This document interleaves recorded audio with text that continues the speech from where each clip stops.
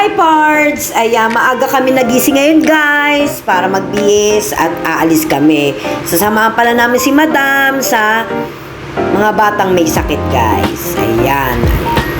Ayan, may tuna at chicken na pamimigay guys.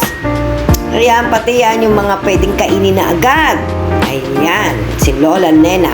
Ayan. Ayan, mga gulay, alam nyo na guys, di ba? Kapag may sakit ang mga tao, kailangan puro gulay ibigay natin guys para masustansya at maging masaya sila at gumaling din sila guys. Ayan, di ba? Alam nyo na guys, di ba? Oh. Yan, ang dami-dami niyan guys, di ba? Oh, nakakatuwa naman si Madam at birthday niya kasi ngayon, kaya mamimigay siya ng mga blessing, kaya siya binibless ng madami dahil sa nagbibigay siya sa mga batang may sakit. Ayan. So, mamaya guys, mamaya hindi ko pwedeng masyado pakita yung mga bata. So, kahit malayo, mabidyohan ko lang sila kahit saglit guys. Ayan, di ba, no? Ang dami, di ba, guys?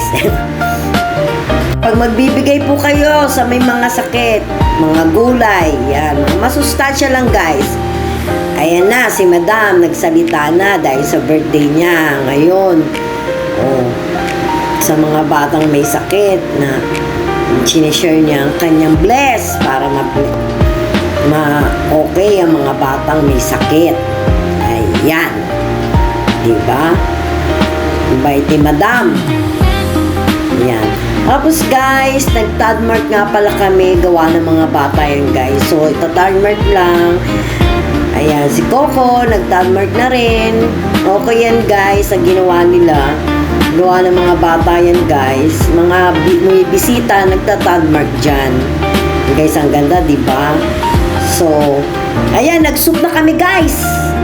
Dahil sa nagugutom na ako, kumain na po kami sa labas guys.